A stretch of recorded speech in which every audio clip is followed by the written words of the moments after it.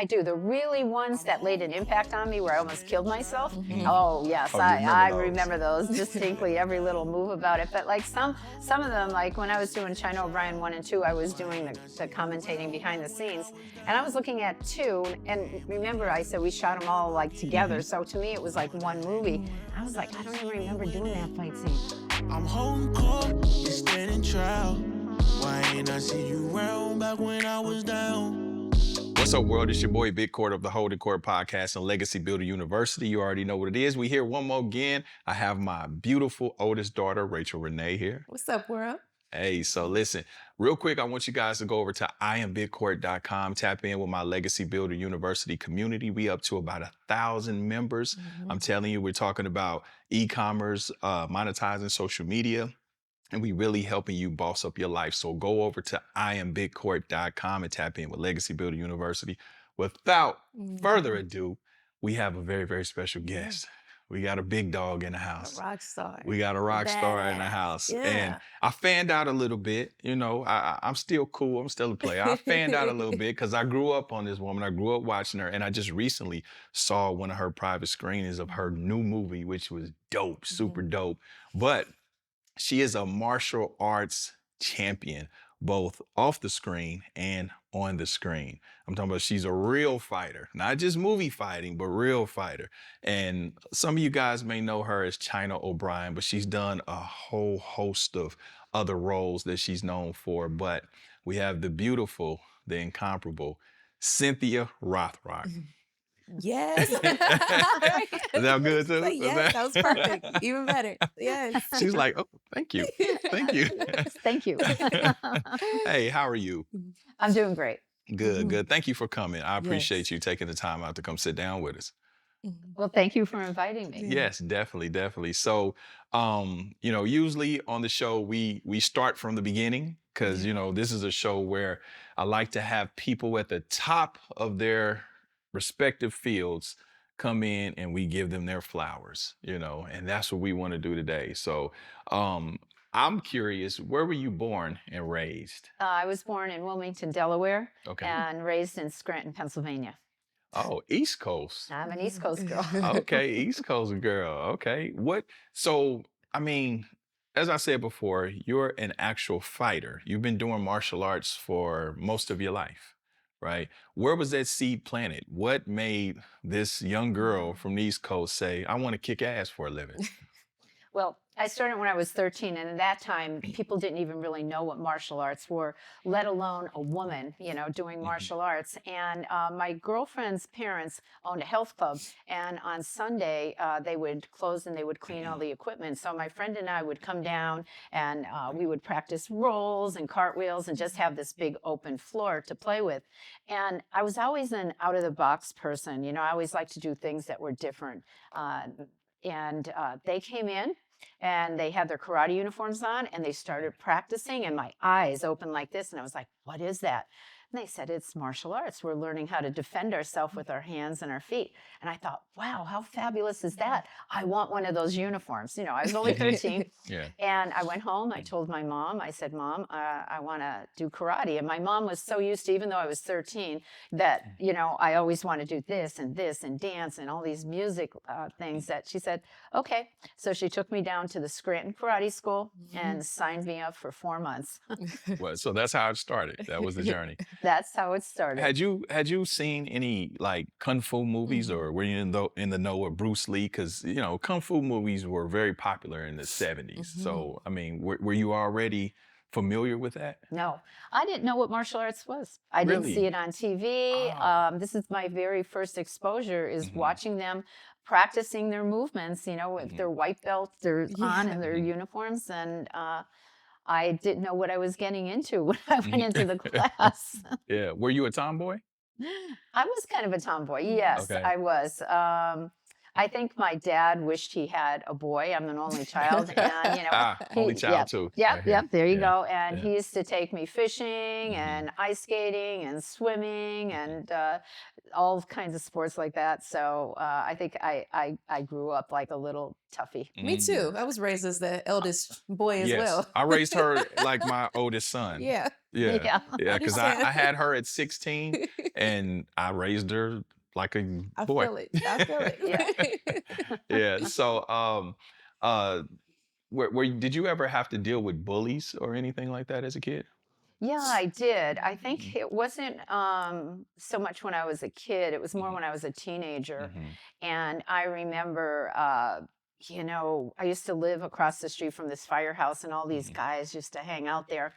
And they used to come over to the house. And then one day, these three women came over and they're like, come out here, we're going to mess your face up. Mhm. And I was taking martial arts then, and I was a little nervous, and I just came out, and I just acted really tough, and then they kind of backed off. But I remember I was afraid because they'd say, oh, if we saw you out, we're going to slit your face and stuff. So Mm. for that time, I was always, a little bit cautious of, Mhm. Yeah. where my surroundings were and about. But, you know, I think I could have defended myself against them. I think she pushed me and Mhm. pushed her back, a Yeah. little bit harder, Yeah. and yeah, so around that time, I would say that was probably my bullying, Mhm. So, with you having this at that time, you had started. You was probably a few years in martial arts. Did you have the confidence and the bravado because you felt like I can kick you in the head? You well, know. actually, now that I think about it, right, because that was so long ago, I think I was only an orange belt when this happened, so I Okay. must have been like 14. Mhm. And I had a little bit of confidence, but not too much. And Mhm. I remember I went out there acting really tough, and then I came in and locked all the doors and called my mom and said, "Oh, they're after me." So um, I think I had my first acting thing, is acting like I was tough, but no, I don't think I had that confidence like that I had once I got Yeah. my first black belt. but Yeah. but it scared them off, so I did enough. So sometimes it's attitude, or how you portray yourself, Mhm. instead of Mhm. Mhm. actually getting into a fight. No, that's true. And one thing about being an only child, which I share in with you, is, we don't have anyone to go home to tell. Who we gonna run to and go get ourselves? Like we have to confront these situations. So I learned early on how to deal with that type of thing. Um, so but now you're just doing it as kind of sport as a kid. So you enjoy it, it's fascinating to you. At what point did you say, no, this may really be something that I'm passionate about, to where you start wanting to get into competition and really focusing on it? Well, interesting enough, when I started it, I didn't like it. It wasn't what I thought. It wasn't like I seeing my my Yeah. friends' parents just having a good Yeah. time. It was like doing push-ups, and it Mhm. was like uh, shouting, and I was the only girl in the class. And I remember on my second class, they taught me how to do a front kick, and someone said, "Here, break this board," and I thought it broke my toe, and Mm. I just didn't think I could do it. And I told my mom, I said, "Yeah, I want to quit." And this is about maybe a month and a half into it. My mom said, "No, I signed you up for 4 months. You're going to do it for 4 months." And then I was sitting down, and the instructor gave a speech about quitters, how quitters are losers. And I thought he was focusing right in on me. And he said, "It's your attitude. If you have a bad Mhm. attitude, you need to change it." So I thought, you know what? He's right. I do have a bad attitude. So I started saying to myself, I love push-ups. These are good. They're going to make me strong. I couldn't get this one move, and I practiced and I got it. And I realized, wow, if I put my mind to it, I can do it. So I tested for my first belt, which was orange, and I jumped up a level. And my instructor wanted me to go into a competition then. And I was like nervous as heck. I didn't know, wow, competing. And I went in, and when I went in, there was just black belt women. It was all ranks, white to black. So I have all these black belts in there, and I was like, oh, geez, I'm never going to win with my little orange kata. And I took second. A black belt took first, black belt took third. And I thought, you know what? If I've only trained at this point 5.5 months, I am going to train to be the best in the world. And I just kept that attitude and worked hard, and just from that point on started competing in as many competitions as I could. And the good thing about it is right from the start, I learned not to quit. That no matter how hard things are, if you stick with it with a positive attitude, you'll overcome that. So martial arts kind of gave you a foundation of discipline and perspective, which, you inherently probably apply to other areas of your life as well. Absolutely. It's something, that I kept with me my whole life. Mm-hmm. So with your competition, did you ever was it actual combat or was it more demonstrative, like demonstration of your skill level? I did both. I did fighting, which at that time was light contact. So that meant if you got hit in the face and got knocked out, that was a good point for the other person. So it was still pretty tough contact. We didn't have safety equipment at the time like that you see in competitions and other people have safety equipment. So I liked it. I won. I went home with a black eye. I went home, with a very sore shin because they were blocking bone to bone. And then I competed in forms, and then I competed in weapons. And what this is, for people that don't know, it's kind of like doing gymnastics, Maybe you're doing rhythmic gymnastics, with like a ribbon or something. Well, think of it doing martial arts with a real weapon from back in the past. So I would do the weapons and I would do the forms as well. And when I decided to go professional and to compete in the professional competitions, I stopped fighting and I just started doing forms and weapons because that was my love. It was more to me like a performance. And when you're doing it, it's actually kind of like acting, because to be a champion in form, when you get out there, you're doing these moves, but you have to look like you're really fighting someone and make it look real. And that was the beauty of forms for me, to do that. What's your weapon of choice?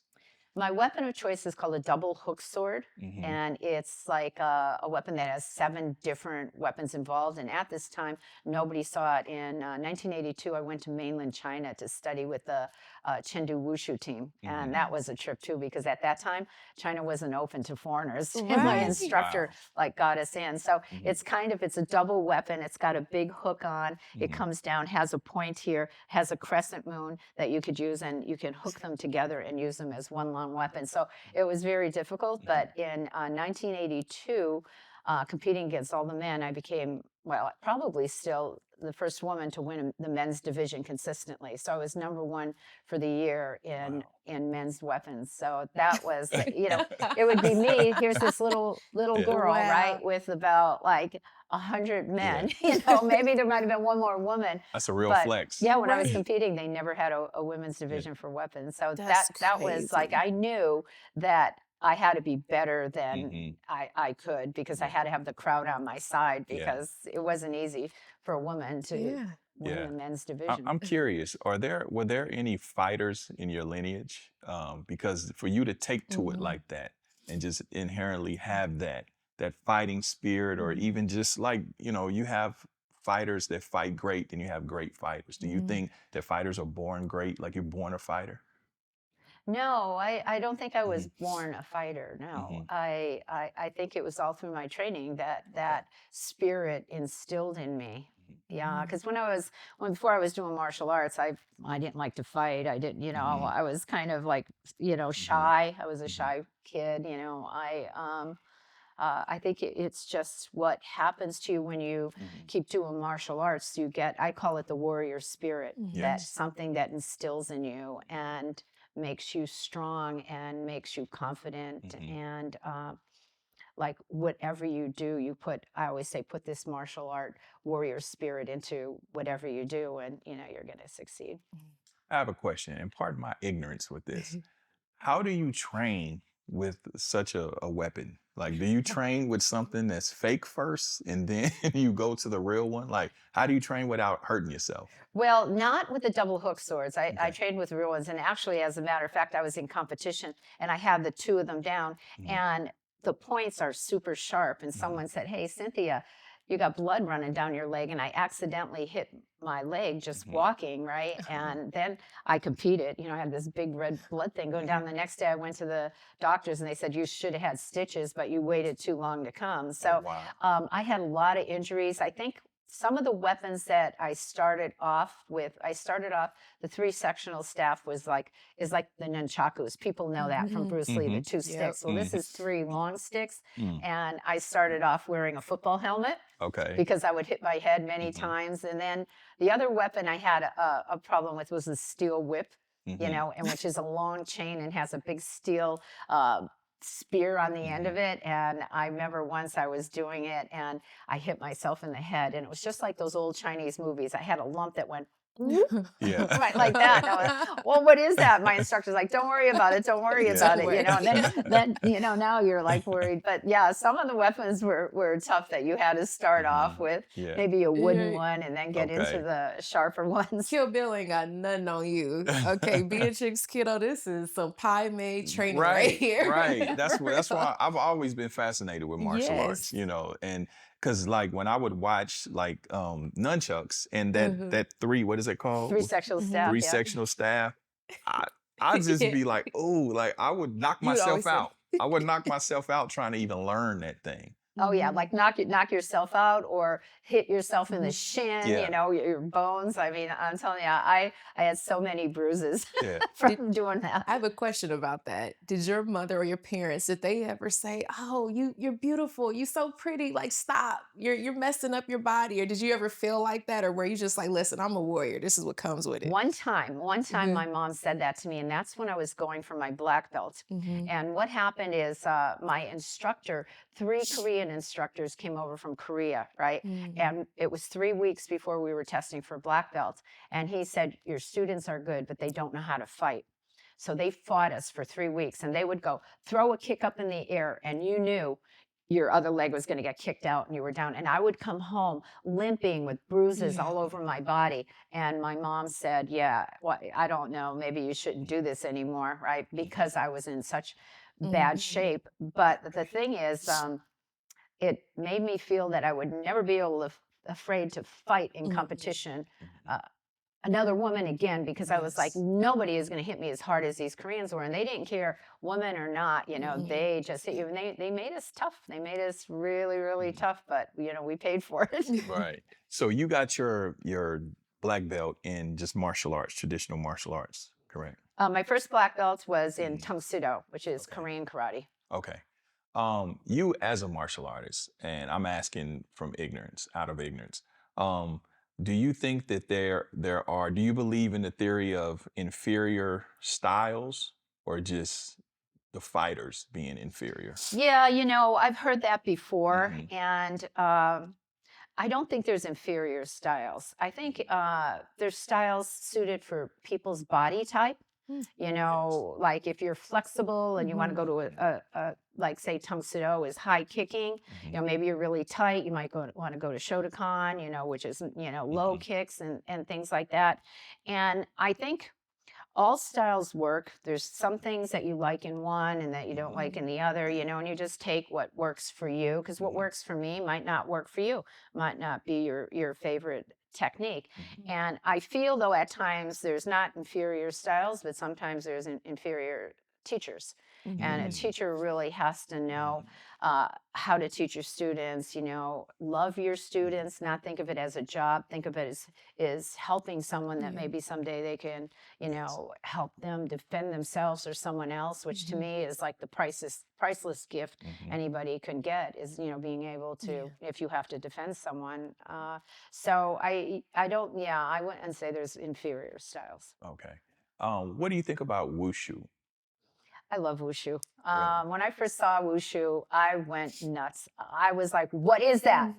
That's why I went to China to study with the wushu team. And then a lot of people will say, oh, it's just for performance. And at first it was. So if a block, came, you came like this, right?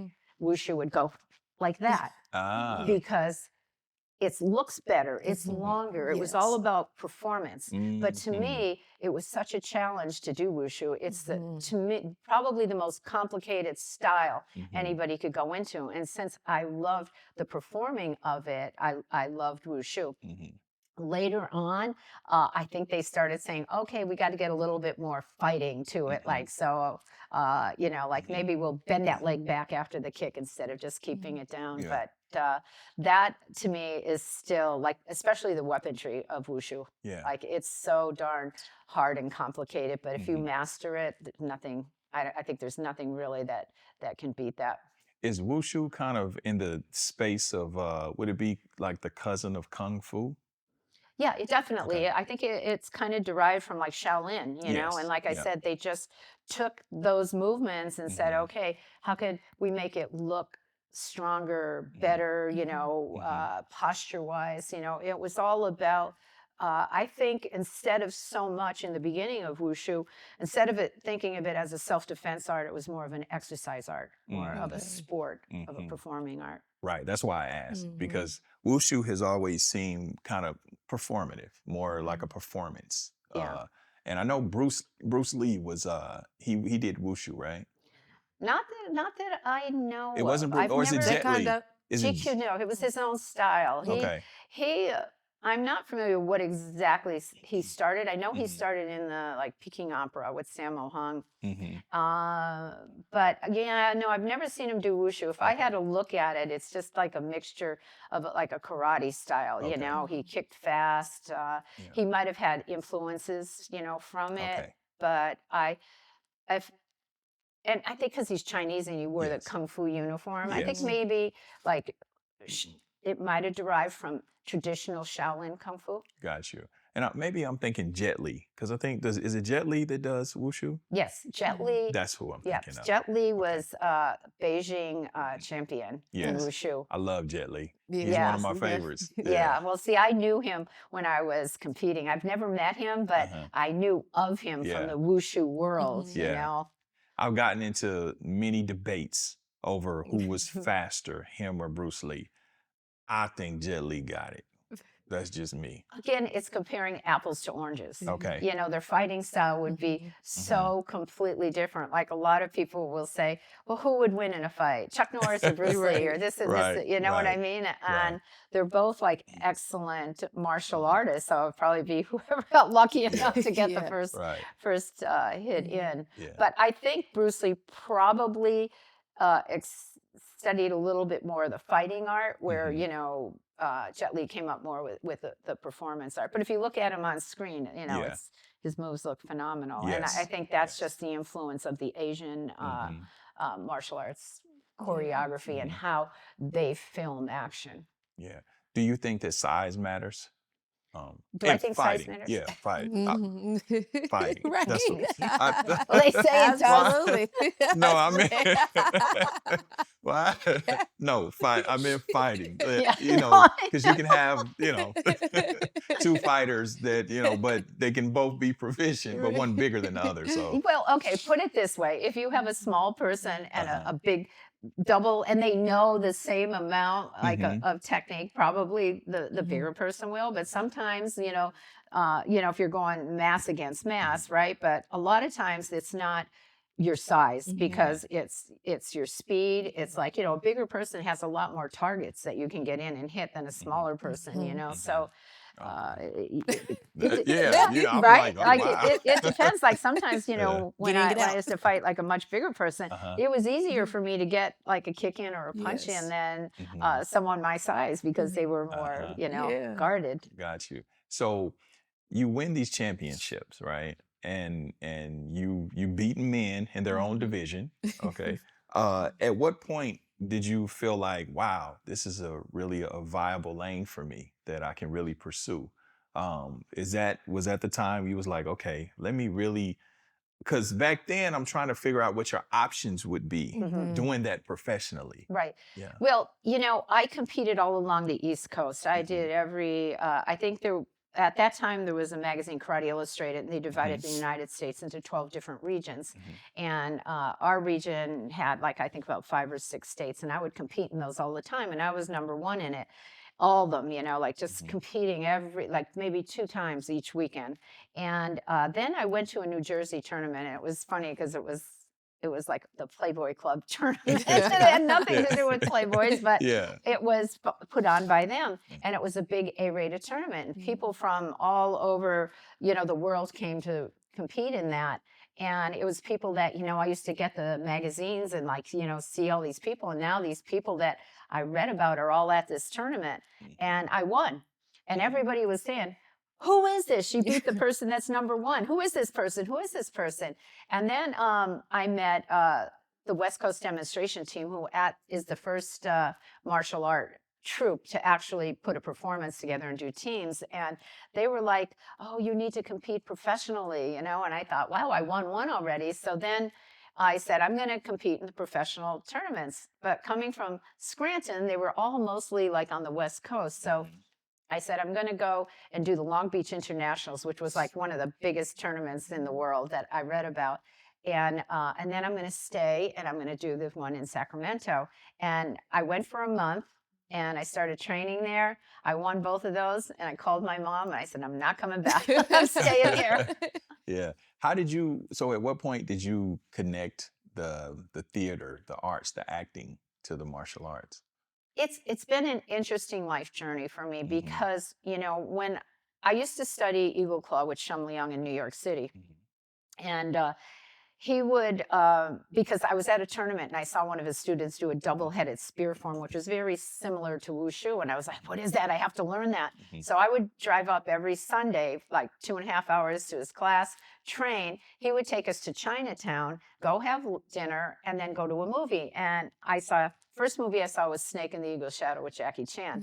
And again, my eyes were like this, and I was like, who is this person? And I just remember, seeing these Hong Kong movies and taking the moves. And I never thought, I would ever be in film. It wasn't even something that I aspired. I was still thinking, I had put a goal, 5 years undefeated in competition. And that's competing. In those 5 years, I competed over 200 times. I wanted to be undefeated. And I strove for that. I trained religiously. That's all I did is train martial arts. And I wanted that goal. So at that time, I was teaching. I had a school in California, and the West Coast demonstration team got a call from Paul Maslick, who is the editor of Inside Kung Fu. And they said, Corey Yoon, who a big famous Hong Kong director, is here looking for a guy. They're looking for someone to be the next Bruce Lee. And, because the West Coast demonstration team had like the best people on it. So they said, bring all the guys down. And they said, well, what about the girls? Should we bring them? And they're like, yeah, but, they're really looking for a guy. So we flew down to LA, and it was at Heel Cho's studio, who was a big martial artist. And there must have been about 400 martial artists there, all vying for this part. And I come up, and they said, okay, do some self-defense, some form. I did some free sparring, and I did some weapons. And I took out my double hook swords. And I remember, I said, they come in one, and the ceiling, I hit the ceiling, and the plaster's coming down. I'm like, oh, they're going to kill me for that. And Corey Yoon said, I want to go with the girl. I want the girl. So they signed me up, and I thought, I'm going to do a movie. Wow, how cool is this? This is something in my life. And I thought I'd just do one. And it was so strange. All I remember is like, maybe I'll be on the poster, and someday I could show my kids and say, look your mom was in a movie. That's like what I was thinking. I thought it would be one movie, and that's it. So I go to Hong Kong. I don't know anybody there. I saw Enter the Dragon. I'm like, ooh, I'm going to Hans Island. That's what I thought. I'm looking over. I had no idea what to expect. And that first movie was Yes, Madam with Michelle Yeoh. It became a big hit. And then at that same time, it was my 5th year of competition. And I was like, I lived for this. I can't stop. So I would film, go to Minneapolis, compete, come back and film again, go to Oklahoma. And then finally, the magazine said, you're so far ahead of everybody. Right. You don't have to do the last 2. You're number one. And then that was my 5 years.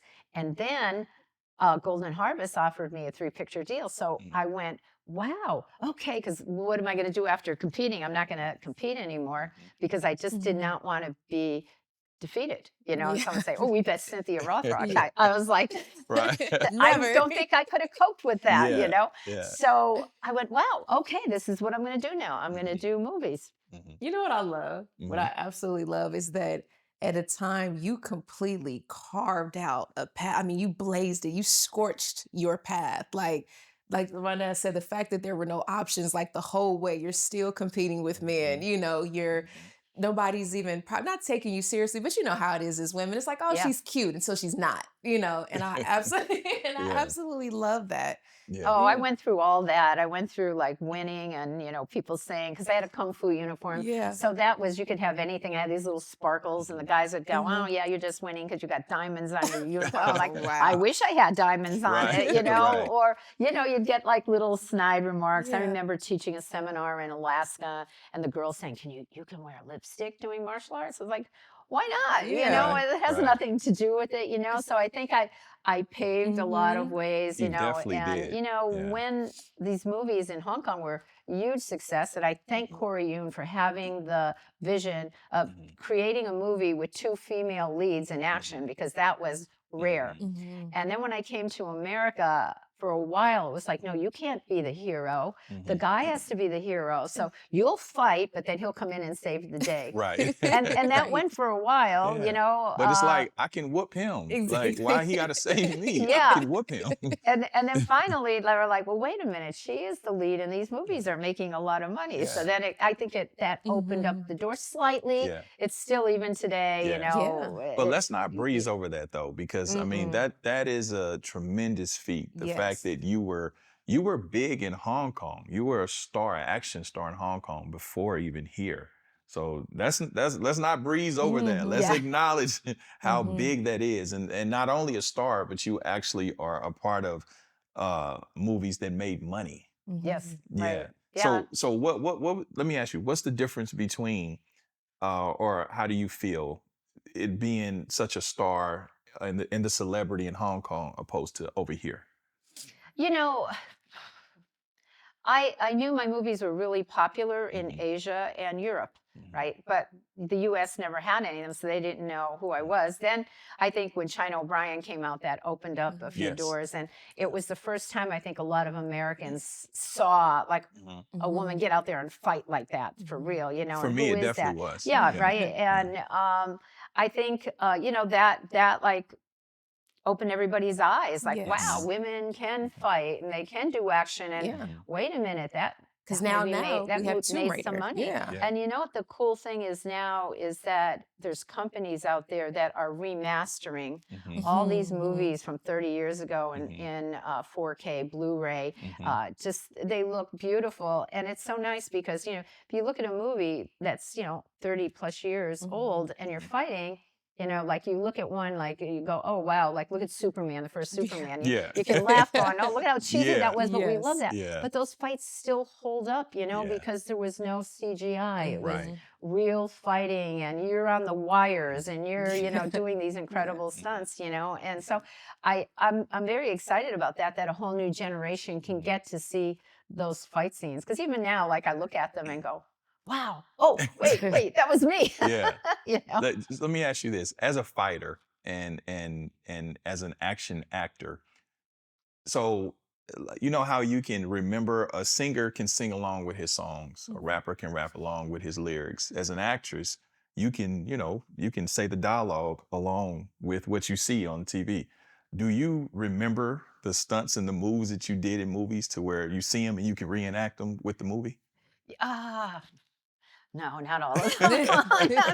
I've done, I think, about 70 movies, and Okay. it's funny because, like, some of them I do. The really ones that laid an impact on me, where I Mhm. almost killed myself. Mhm. Oh yes, Oh, you remember I those? remember those distinctly, every little move about it. But like some of them, like when I was doing China O'Brien 1 and 2, I Mhm. was doing the commentating behind the scenes, Mhm. and I was looking at 2. And remember, I said we shot them all like together. Mhm. So to me, it was Mhm. like one movie. Mhm. I was like, I don't even remember doing that fight scene. I don't remember this. So Mhm. yeah, some I remember, some I don't. But it's funny because the first thing I ever did for acting was a Kentucky Fried Chicken commercial. Really? And it was, they were doing a theme about the best of the best, and Mhm. I was the best in martial arts. You know, at Right. the time they saw me on the cover of a magazine. Mhm. And I was so afraid to say those lines, right? And what is it, like 35 years later, I still remember them. Oh.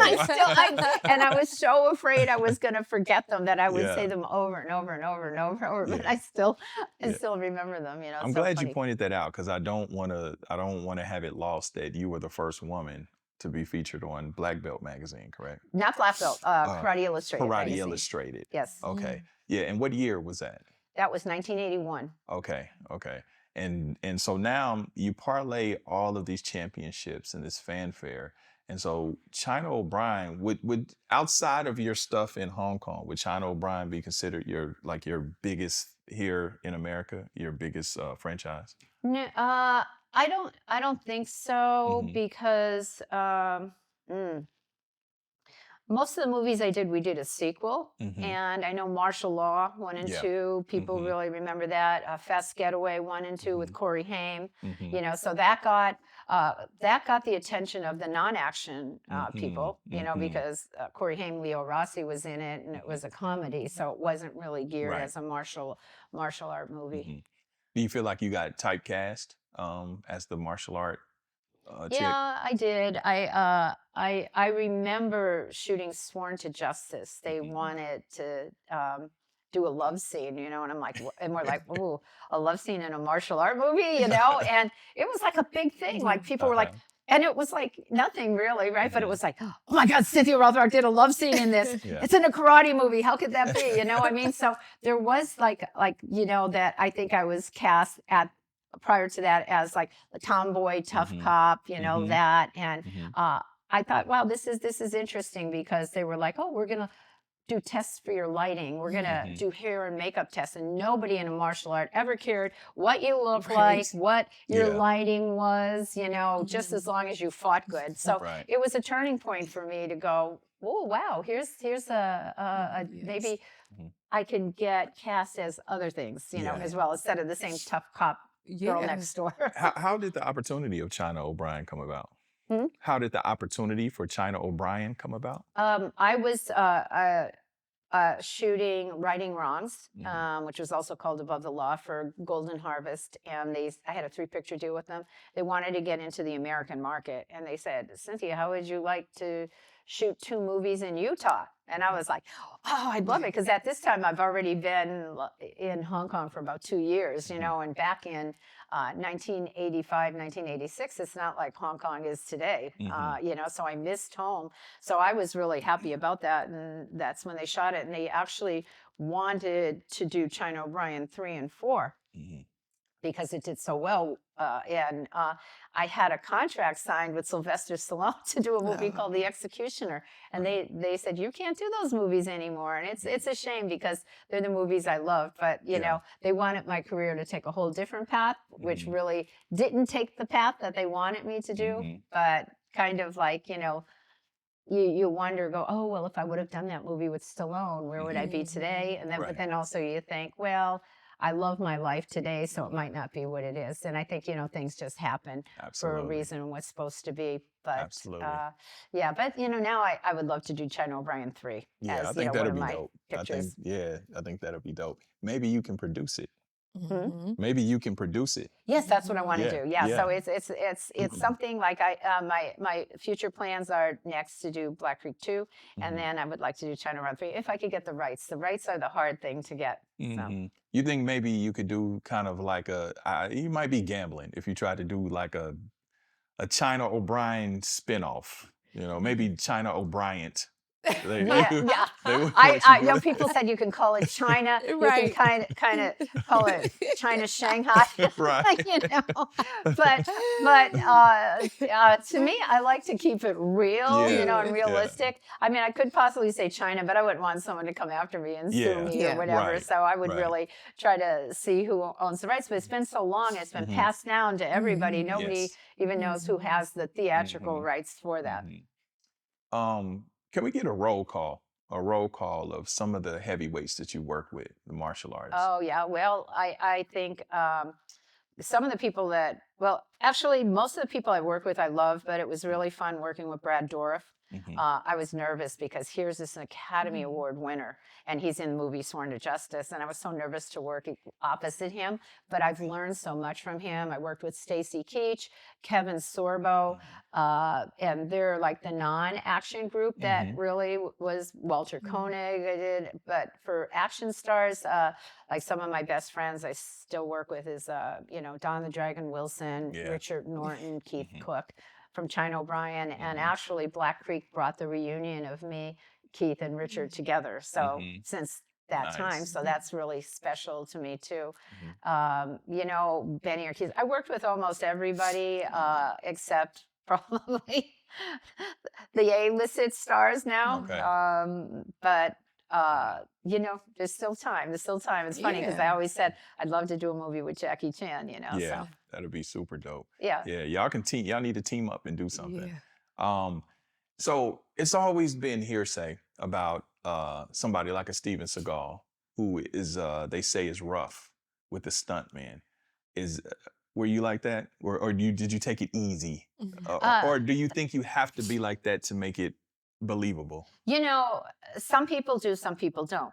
When I started in Hong Kong, we had to hit hard, and you got hit hard. And I heard Corey Yoon all the time say, he called me Cindy, harder, harder, harder. And then I just remember I was doing the scene in Yes, Madam, and the guy had a tank top on, and I had to come back and hit him. And he's going, harder, harder, harder. And the guy's in my ear, please, no, it's hurt me, it's hurt me. And I'm like, oh my gosh, it's my first movie. Who do I listen to? So I learned to hit really hard, right? Then when I came to America and we were doing China O'Brien, we had some stunt people there, you don't have to hit so hard. And I was like, so I had to retrain it. But as a martial artist, you really don't need to hit someone that hard. You just gotta have the control to touch, I think, and look like it's a lot of acting. So it's just, you could be the most phenomenal martial artist, but you might not be able to act like you're strong without hurting, because nobody really wants to get hurt, when you're shooting it. So I think, nowadays, I think the industry, you will get tagged sometimes and you will get hurt, and that's just part of it, and you've got to deal with it because that's the profession you had, but you try not to hurt the other person. As a professional martial artist, an actual fighter, do you ever feel some kind of way when you see actresses maybe that got roles that aren't fighters, but they had a trainer for a few weeks and the editing makes them look, a certain way? How does that rub you the wrong way, or are you just like, oh, that's what it is movie making? Well, I wouldn't say it rubs me the wrong way, but it makes me not like action movies. If you tell me what's my favorite, I'll say horror movies, because I like horror movies, and action is the least. And the reason for that is like, I know technique, and when I get in there and I go, oh, that's a miss, I'm looking at that, or they would have broke their foot, or that's stupid, that would never work, and this is always in my head, seeing that, it ruins it for me. So if I do go see a movie that has action and the movie's incredible, I'm like, yes, this is awesome. But it's kind of like, I heard a chef, like they don't like to go to other restaurants because they critique the food. Same thing for action. But if it's a good action movie, boy, I love it. But if it's not, sometimes I can't get through them. What have been some of your favorite action movies that you liked? Some of my favorite action movies. Well, let me tell you, for an example of a non-martial art movie, was the first Kingsman. I love that. I love the way that fighting was, and I thought it was realistic, and they made Colin Firth look good, right? Although he wasn't. The other one that I really liked, and I didn't know he was a real martial artist, was Sherlock Holmes, when Robert Downey Jr. did the Wing Chun, and I was like, wow, he's such a good actor. He made that Wing Chun look really good, and I loved how they did it slow in the mind and then fast. And then I heard later, he really was a Wing Chun actor. He is? Yeah, he really, a Wing Chun practitioner. That's so he studied Wing Chun, so no wonder he was so good. I like Jason Statham's action. He didn't start off as a martial artist; he was a swimmer. So sometimes people can pull it off that are really physical and stuff, but it's not just the physicality or the flexibility. If you don't have it in your face, that makes it look real. And one of the things Keith Cook said to me the other day, he goes, Cynthia, love to watch her fighting because it's real. It always looks real. And I think sometimes it's hard for someone to not make it look real. Right. You know? Hold on. That's news to me. So Jason isn't an actual fighter? Jason Statham? Yeah. No, he was like, from what I hear, a swimmer, but he learned martial as he started doing. I think Corey Yoon put him in the first action picture, and I think then I'm sure he started studying more and studying more and studying more. That's news to me. I thought this dude was a martial artist. Yeah. Oh wow. Well, he probably is now, but he didn't start off that way. You know, same like with Michelle Yeoh. She didn't start off as a martial artist Oh, wow. either. Learned along the way. Okay. You know, and So do you find now that you've moved to the producer seat, right, with Black Creek, which we'll get to, do you find it more gratifying being in the producer seat opposed to just, you know, I'm an actress, you know, give me the job, hire me? Like which one, or is it just more stressful? you know, I do feel more gratifying doing a movie that I produced. Definitely. It was such an experience for me because normally I just go, sit in my trailer, study my lines, come out and do them. Well, now I couldn't sit in my trailer and study my lines. I had to be on set every single minute, you know, making sure everything was going, dealing with issues. And it was hard. And I was like, woo, right? And still study your lines. But yeah, I co-wrote the script. So I kind of knew the lines, right? So that was a good thing. But I think the thing I'm proud of is that, you know, after doing 70 movies, I always wanted to do my own movie, but I was afraid, you know, I was like, wow, how, what, you know? And the thing about Black Creek that is so special to me is that we raise the money on crowd fundraising. And again, you know, I always have people tell me I can't do it. And when people tell me I can't do it, it just puts that little fire in there like, you know, you're not going to raise that money, you know. And then right in my head's going, I can't fail because I just don't like failure. I never did. You know what I mean? I'll do my best not to fail. And because of the fans, we became the second highest action funded movie on Kickstarter. Which congratulations was like amazing. And you know, they'll tell you where all your money comes from, and Facebook is like your lowest, and that was my highest, and it was because of all the fans wanting to see this movie, want to be part of it, you know. So I look at this movie as, I put 2 years of my life in it, but also it's the fans' movie, you know. They come together for this, and you know, I just so happy that they're happy and that it just came off better than I expected. Yeah. What was it like working with R. Marcus Taylor? That's a mutual friend of ours. Yes. You know, shout out to R. Marcus Taylor for even connecting us. What was it like working with him? I love Marcus. He was so good. When you see that part, you know, I just knew that he was going to pull that off, you know, and it's just, to me, Roy, is the character he plays, is like such a redeeming character because he could appear in the second one. You know what I mean? Exactly. Everybody else like couldn't. But we did some read-throughs, like, you know, because everybody was from all over the world that was in this, and our choreographers were from Germany and Switzerland, you know, so everything was via internet, you know, to do this. And we would do readings with everybody, and Marcus just knocked it out of the park. You know, he was. I'd say in Black Creek, everybody was perfect for that part. You know, I can't see anybody saying, "Oh, this person could have done it better. This person could have done it better." You know. Did you know that he had experience in doing stunt work and he was a martial artist? Yes, I did. Oh, okay. I did, right. Because I knew we had a fight scene. So I was like, one of the things is I want to make sure people know how to fight, that I'm fighting, you know?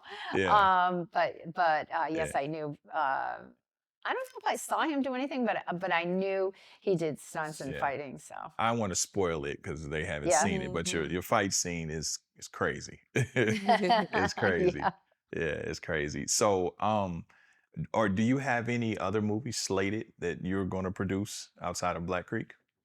Well, since it's new, this company that I formed with my partner Robert Clancy, actually he was the one that gave me the confidence to say you can do this. You know, so I think if it wasn't for him, I probably wouldn't do it. But Black Creek 2 is the Mhm. next one. Mhm. And I have, it's funny because I have a lot of people now saying, hey, would you look at my script? And I'm like, oh, wait, they're really thinking me as a You a producer, producer now. like this is Yeah, a whole come different on. hat. Wear But, the in hat. Black Creek, we did everything. We did the wardrobe, Mhm. Mhm. because we had such a small budget, Yeah.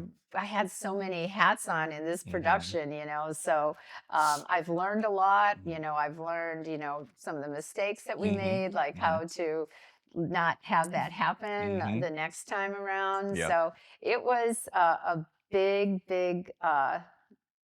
task, Mhm. but we pulled it off. And I think just with love and support from the Mhm. whole team, so. So I'm curious, and so digging a little bit into your personal stuff. Mhm. You being a martial artist Mhm. and having a level of well being famous. Mhm. Um, were men intimidated by you? Like, cause you could probably whoop them, you could Mhm. kick their ass. Like, were they intimidated?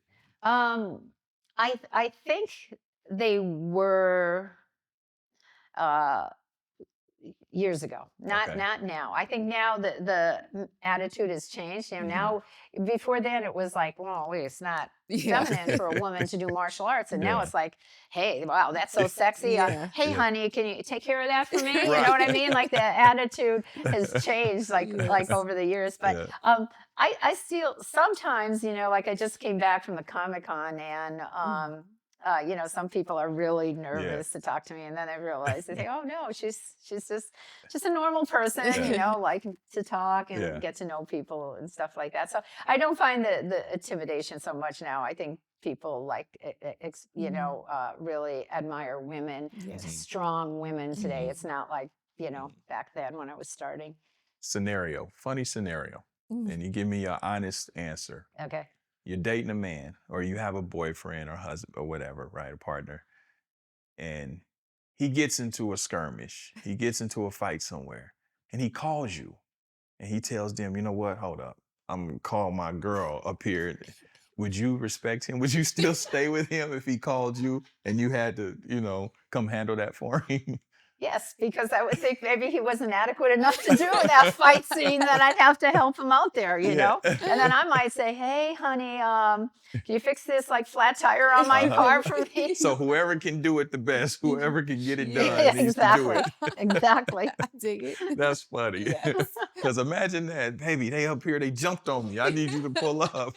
And you come up there, they're like, Oh heck, I'd have to save him. oh, wow, that's funny. I So love it. along the way, you've had an illustrious career, and I'm Mhm. sure you've had your peaks and your valleys. How have you balanced motherhood? um, it was easy because like I said, I never do anything easy. I never do anything Mhm. Mhm. normal. So I remember when I had my daughter, Mhm.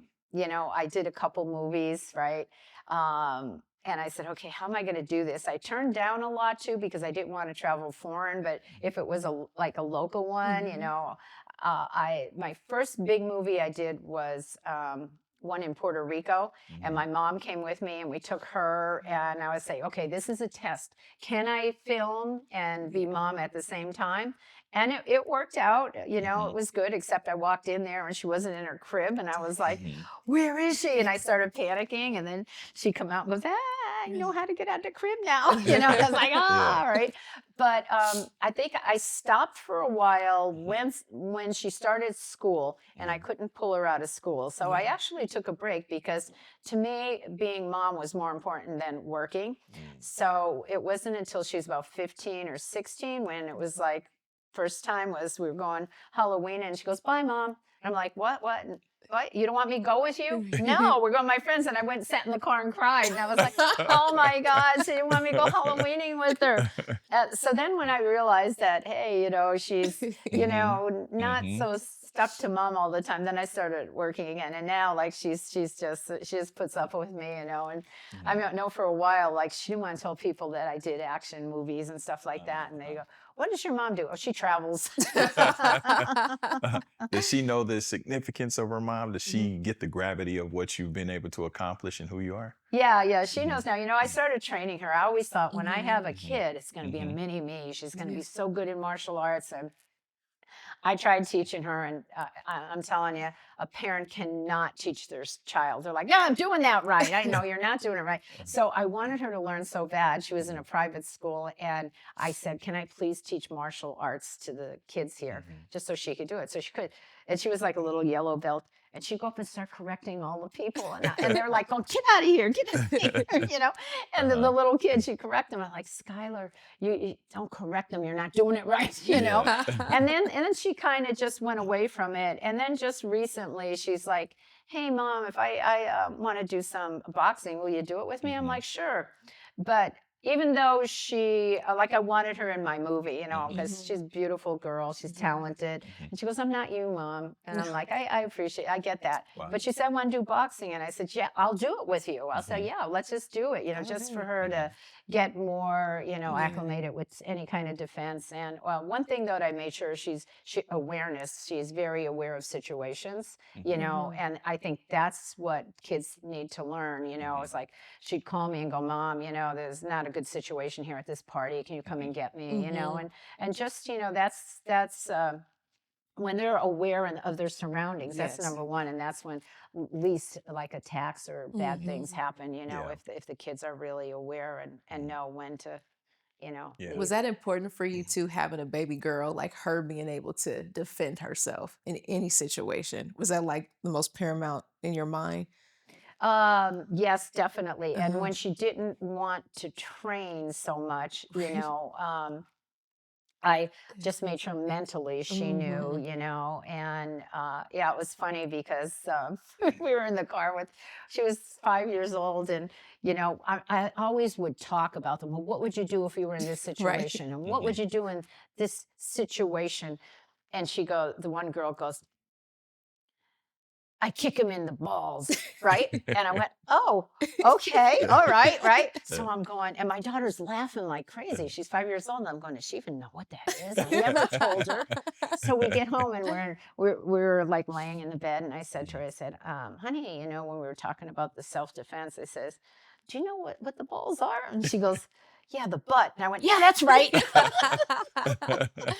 That's funny. Are you happy with the not only the amount of women, but just how women are portrayed in action? Would you like to see more of it? Do you want to also produce more of women-led fields? Because we can't thank you for like our Zoe Saldanas, our Angelina Jolies, our Tomb Raiders and Colombianas, but what would you like to see more Yeah, of? absolutely. You know, there's always been in film the equality between men and Mm-hmm. women. And, you know, the thing that bothers me the most is like age. "Oh, wait, yeah, Ugh. yeah, you're like too old," you know, and you go, "Well, wait a minute. You look at the action men stars. You got Stallone, you Right. got Schwarzenegger, you got Right. Exactly. Statham, you got Yep. Liam Neeson, you Oh, Mhm. him especially. yeah, Yes. you know Yes. what I mean? And it's Yeah. like it's such an unfair thing Yeah. that women get judged, you know, Mhm. on the age. And I think that, you know, coming up, there's more women involved, there's Mhm. more women doing stunts, there's more Mhm. women doing action, Mhm. getting in, but it's still nothing Yeah. compared to the men. And I still think that there is still a thing that, you know, the men action star, Yeah. you Yeah. know. And I was like, Yeah. why wasn't I in the Expendables? All the Right. men Right. That's all a the fact. men from that era were there, That's a but I fact. wasn't. You know what I mean? Exactly. That's a It's like, fact. You should have been. Right. I You know definitely should have exactly, been. right? You Yeah. know, Come on, Sly. and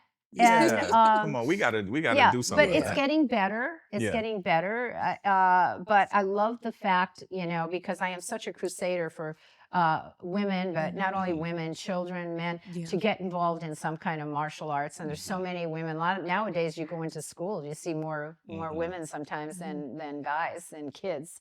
You know, where back in my day, it was Yeah. rare to see a woman or a kid, Yeah. you know, in a martial arts school. What do you do to still stay in step? Like what's your regimen? Because on your movie, I mean, you're still doing splits. You're Yeah. still doing straight high kick, not just high kick, but straight high kick. Like what are you doing? What is your regimen? Well, I think, you know, to me, age never gets into my mind. I just keep training and training and training. And I went into, when I wasn't doing movies so much, I went into extreme adventure, you know, climbing to Everest and, you know, doing kind of crazy whitewater rafting and bungee jumping and all that stuff. And that kind of is something that I like to do. I always work out every day. I do a lot of hiking. I have 4 dogs, so I hike them. So I'm very physical, very active.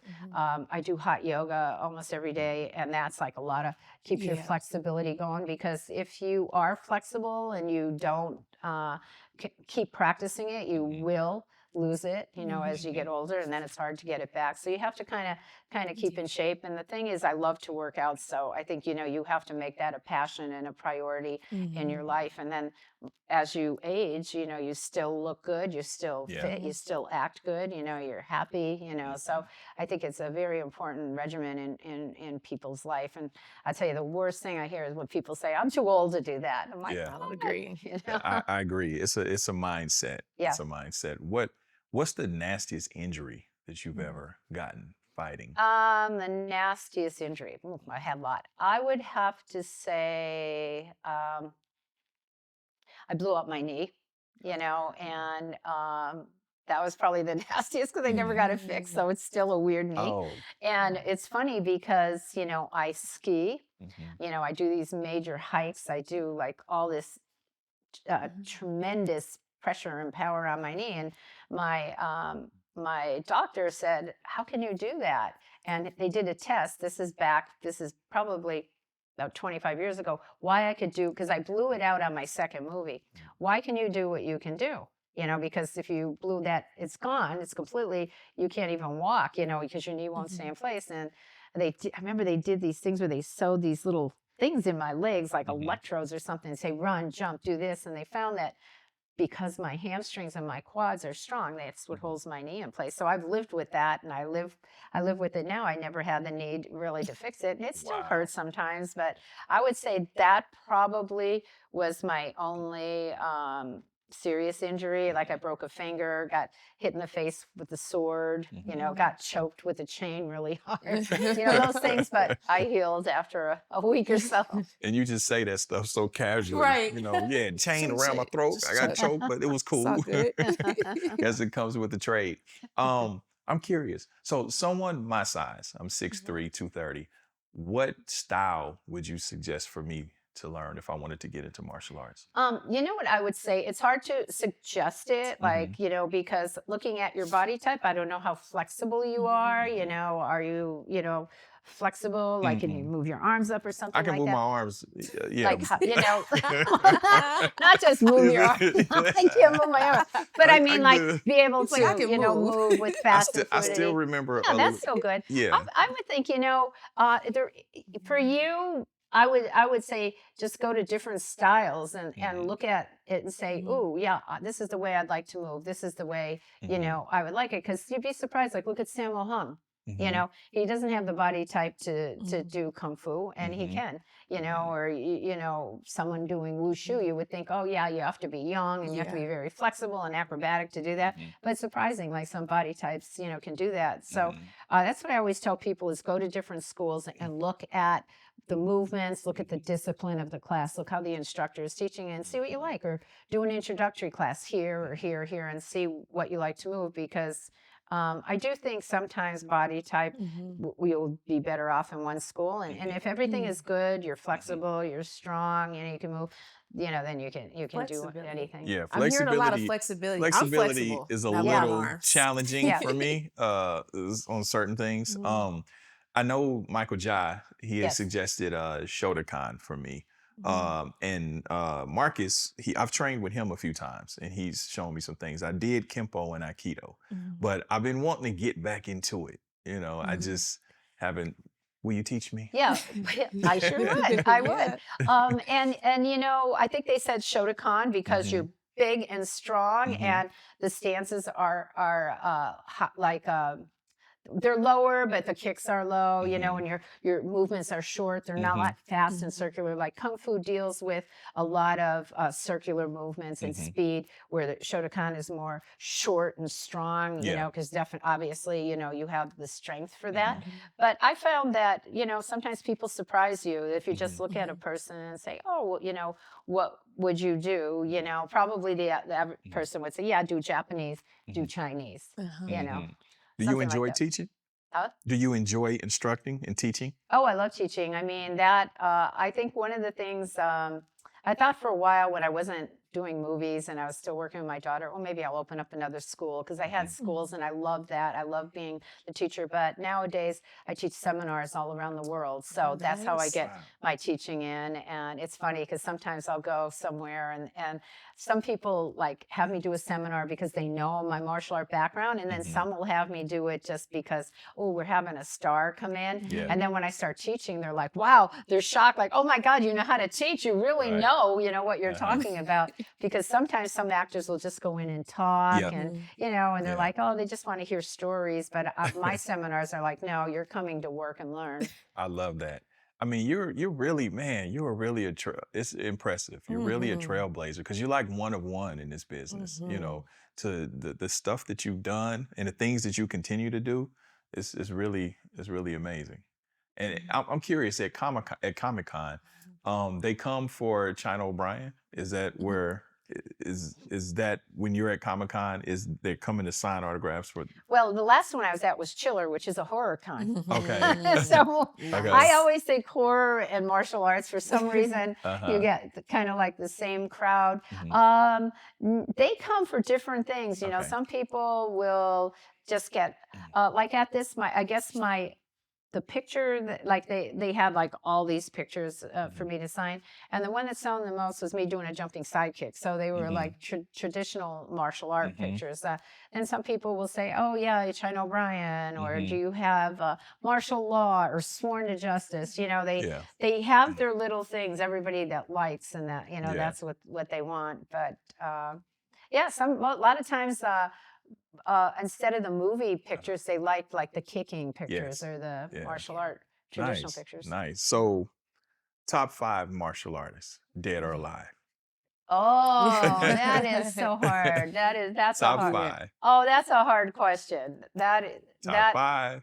Oh, Dead or alive. I could name 5. I wouldn't say they're my top 5. Okay, so let me tell you who I get impressed with. Okay, I'll say who I get impressed with. Donnie Yen. Okay. I think he's like phenomenal. Okay. Scott Atkins. Yes, he's super dope. Yeah, I like Scott Atkins. Scott Atkins, yeah. Michael J. White. Yes, dope. Let me see. Past. Jackie Chan, obviously, because I loved his movies, and this is such a hard question. One more, Bruce Lee. Bruce Lee, okay. Can't do it without Bruce. Yeah. Can't do it. I noticed no women. Is that because you're the only one? Right. Oh. No, you're the No, only one. it's not because I'm the only one. I mean, there's a lot of good women out there. A lot of good women out there that do martial arts. You have Gina Carano, Ronda Rousey. There's not a whole lot of women, like we said. We were talking about it. So I guess I don't have a big pool to pick from. So I guess that's why the men were there. Last 2 questions. Jackie Chan or Jet Li? Jackie Chan. Okay. Michael Jai White or Wesley Snipes? Michael J. White. Okay. Well, there it is. Y'all were friends until Jackie just he's like. Now I don't know how I was comparing them. Yeah. But in my mind, how I compare them, that's how I said it. But you know what? I am such a person that respects everybody that For sure. that does things. Even to do one movie and get out there and do martial arts, or you're acting or whatever, Wesley Snipes, I love Blade. When Blade came out, I'm so glad he came back. I love that. That's a person, right? That he does do martial arts, and it Wesley's surprised dope. me because I didn't know that at first either. I was like, wow, he's an actor that could do that. It's just, I don't know. I'm fans of everybody. Yeah, I can yeah. find something that I like so much about everyone. So it's Absolutely. very hard for me to say, name this, name that. Who's your best? Who's your best? You know, I 'cause agree. I I agree. have so many. They're all in Yeah. my mind. You know, all Yeah. worthy of me going. Yeah, Like, because I enjoy Van Damme. I enjoy Steven Seagal. Scott Adkins is one of my favorites. yeah, So I agree with that. I agree with that. yeah. So on that note, what else outside of Black Creek? Is there anything else you have coming down the pipeline? Yes, Anything else? I also Mhm. have Black Creek comic book coming out. Oh, nice. One of the things I've always wanted to do is a comic book. Mhm. And we did the movie and we said, let's do the comic book. And we're doing a graphic novel actually Mhm. for it. So I don't know where that's going to go. It's not, again, I just like it. You know, I Mhm. like comics and I always wanted to do a comic book. So that's coming out as well. Nice. I have that. And it's just like, you know, I just have this feeling, you know, don't say, oh, I want to do this. I've learned that. Like, because if I didn't do my movie, Mhm. right, and I would have let fear take over, look what I'm missing, like what I'm giving back to so many people. So, you know, if there's something you really want to do, you got to make it happen. You got to do it. Definitely. You know, so yeah. So I guess my next thing is I like doing my own movies. I'll Mhm. tell you why. I told everybody there will not be one miss in that movie. Nobody will look at that action and say that's a miss. Yes. And I just did my best to make everybody look good, and I think everybody was happy with that. And I think what it is I'm putting this love into this project. And I look at other movies I saw now, and I'm going, like with me in it, and going, oh, why did they edit that like that? Or why wasn't this? Or Yeah. that's not a good shot. Or that lighting wasn't good. Why would they put that in? And now, you know, doing your own picture, you have control of that. You Yep. know, I'm going to make everybody look the best they can. I'm Yeah. thinking about lighting. I'm thinking about action. I'm thinking about what line is good, you know. So I think I'm going above and beyond making this work, because that's like one time I was going to do photography for my daughter's school. I took every pimple off the kids. I did all this stuff, right? And Yeah. they're like, oh my gosh, this is the best picture ever. But they're like, well, you know, and my friend who was a photographer said, you know, you're making about 1 cent an hour by all the work you're doing. But I Right. just want to, you know, put out the best there that I ever can. Right. I actually have one more question, last question, since you love horror as well. Horror and martial arts, but like, do you like deep horror, like all horror? You just like horror, I'm assuming. Any type of horror. I like, well, if it's if it scares me, I like that kind. Or if it's like, whoa, you know, like that.